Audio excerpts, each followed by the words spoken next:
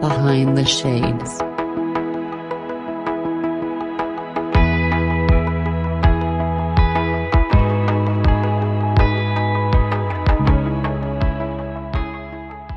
It's like when someone says that I'm just a nurture type of person, right? It just sounds like they've just taken on all this issue or all this energy when they don't necessarily have to. Because Mary, you've probably been through a number of things in your life. I've been through a number of things in life. Many people listening have, but it's one thing to carry our own load in life because we will build ourselves up to do so. It's another thing for Mary to carry Terrain's load, John's load, all these other people's loads, right? So that's why I find it difficult. I think those people, generally speaking, maybe need the most help, right? Yeah, those are the ones that are experiencing burnout. Take Again, if I'm working specifically with women who are over 40, these are typically people that have raised their children, so they have that responsibility, and they're probably also working outside of the home. And now they have aging parents, and the society dictates that these women are to care for their aging parents as well. So society imprints that upon you. And there are some cultures where the firstborn son gets all of the heavy load and the responsibility. Yeah.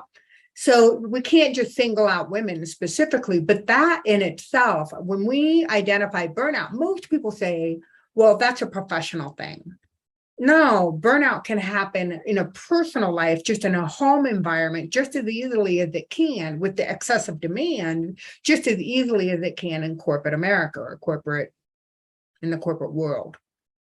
And I think that's where some people draw the line. They think that burnout is only at your job.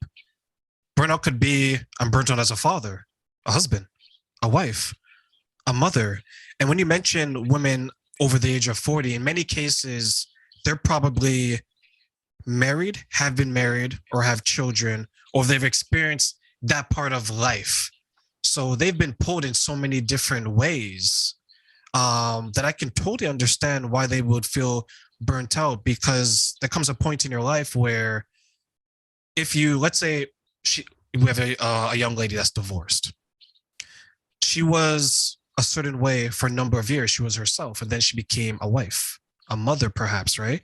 So she may have become a different type of person. And then if she were to feel that she's burnt out at the end of that, is it a process of rediscovery as well on that journey? So I will share my own personal journey on this and share what I went through, and perhaps there are some listeners that can resonate.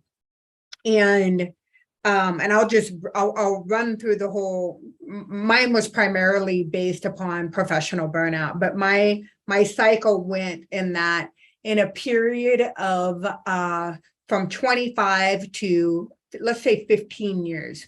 I went from a one treatment room facility to a 5,000 treatment room facility as the main office, and plus a satellite with multiple doctors, a large staff, and a consulting business. And at the end, I was miserable. Somebody had imprinted this definition of success onto me at an early age. And so I just worked, and that was my identity. I went through some physical illnesses as the result of going through this burnout, and went through some mental and emotional issues as well. And my husband then said, you know what, if we need to make some changes, otherwise we're going to see that I'm going to have serious illness, or there's going to be a nervous breakdown, or there's going to be a divorce. Something negative was impending if I didn't make some major changes. So my husband asked me if I'd be willing to sell it all and to walk away. And I sat with it, and my first response was, there's no way I am walking away from this baby that I have birthed and that I have, brought into full circle in 15 years. And I realized that I had to walk away. That was the only way that I was going to be able to separate myself from this beast that I had created. So we moved. We literally sold everything, left everything, uprooted, and moved to Ho Chi Minh City, Vietnam. And when I arrived at the other end of the other side of the world, I woke up and I literally, Terrain, I kid you not, I'm like, who am I? What am I doing? Why am I here? What's my purpose? What's my name? And I went from being a primary breadwinner to being a trailing spouse. And I had no idea. I had no idea who I was and what I was supposed to be doing. I was flatlined, absolutely emotionally, physically, mentally, spiritually flatlined. And so I ran away from Ho Chi Minh City, Vietnam, and I went down to Bali, Indonesia, and I spent a month by myself doing a yoga teacher's training certification and getting heavy into meditation.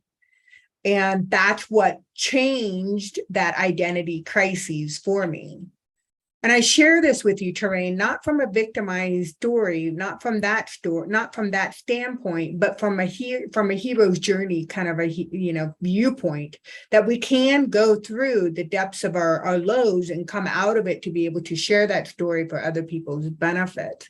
And I think you were talking about it, that level of saturation that people hit when they no longer can identify. They've taken on the identity of being a mother. They took on the identity of being a spouse. They took on this identity, and they forgot who this individual, who this spirit, who this essence was that they came into the original relationship with.